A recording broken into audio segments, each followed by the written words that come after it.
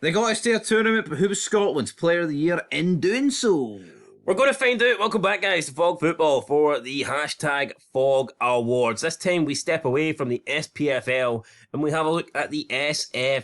It was a great year for Scotland. We are going to the Euros. We could have topped our group. We didn't, but you know what? Second place, we would have accepted at the start of the campaign. So let's not pretend like second is bad. We had a lot of standout performances. We had a lot of players that stepped up throughout the year. However, some did better than others. Here are the four options that we have. And you know what? I'm happy with all four of these options. I think all four of these players stepped up and they had great campaigns. Maybe some people for other reasons. But overall, I think all four of these players are worthy of being on this poll. Despite Ryan Porteous only picking up 2%, I think he's come in and made himself a starting centre-back for the Scotland side. He has. I mean, maybe you could put Angus Gunn in over him, but I prefer Ryan. No, so. Angus Gunn's had nothing today.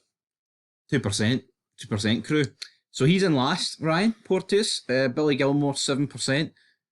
Then we've got John McGinn at 34. Then we've got Scott McTominay at 56. I can guarantee you that he's won, because he's got 50. Mark Goldbridge didn't vote for him, though. No, Mark Goldbridge certainly did not vote for Scott McTominay. We have an anti-climate reveal there, but I guess we can already see on the screen who's won, so I was kind of hoping you'd go through the positions, the bronze, silver and gold, the third, second and first. Well, who's the fourth, though? Who got the wooden spoon? Ryan looks like he's going to take up his arse, so. Bend over, Ryan, we got a big spoon McGinn's for trying you. To get a better view and McTominay's clapping it. So, that's pretty much it. Billy Gilmour's sitting thinking, what the fuck, I'm too young for this shit. Anyway, that's it. Let's go into the comments. Only 5 of them here. So. You know what? No, let's not go. Let's see what you think.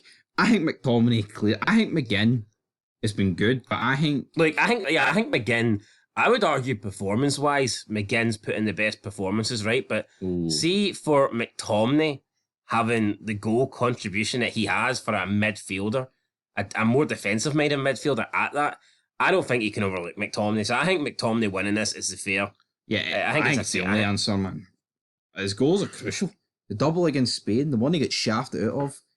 Guy's a goal machine. Goals win games. And that's exactly what big... Goals also send you to the Euros. Yep, they do. Oh, Big Anne's there trying to make an appearance. Real son. He just seen Ryan Porteous bending over and he's like, I'll have some of that.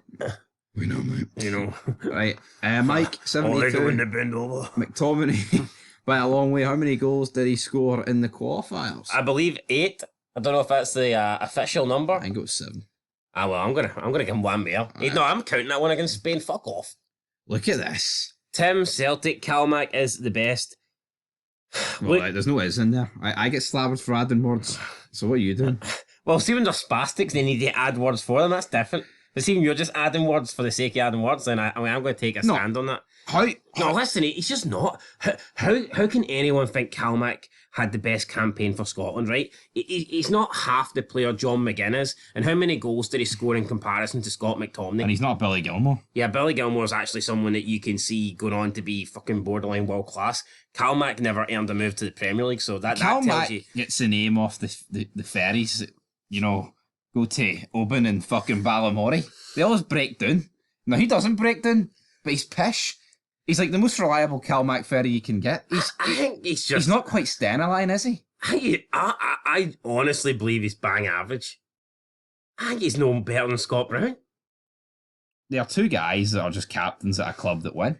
He's a slightly better Ryan Jack. Aye. Way less injury prone. I'm just not buying it. Like, so if Calmac was on this list, do you tell me people are voting Calmac over McGinn and McTominay? Because they're obsessed, that's why. Well, that's why he's not on the list. Moving on. I just don't... I mean, that, like... I could have shown my bias. Oh, John Souttar's got to be in there. Fucking John Souttar's been pish for years. Right, thanks. No, he has been, man. He's fucking mince. Steve Lee said, for a country with a rich football tradition, it's a shit choice. What are you on about, Hold on, Steve Lee. Who would you suggest we put fucking in?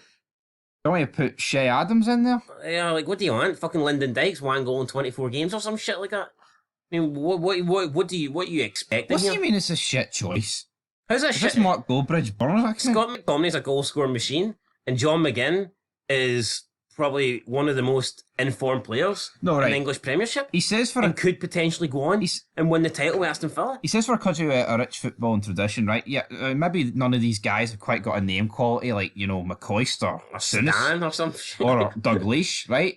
I get it, but McGinn's better than them all. He is. we're playing the best football we've played in decades. Yeah, this guy makes it seem as if all of a sudden it's a shite choice. No, look, 10 years ago it would have been a shite choice. Aye. He'd have been plucking out fucking Stephen pish Darren Fletcher. Fletcher. I was thinking Darren, like, the Fletcher both Fletcher brothers. brothers would have been on this.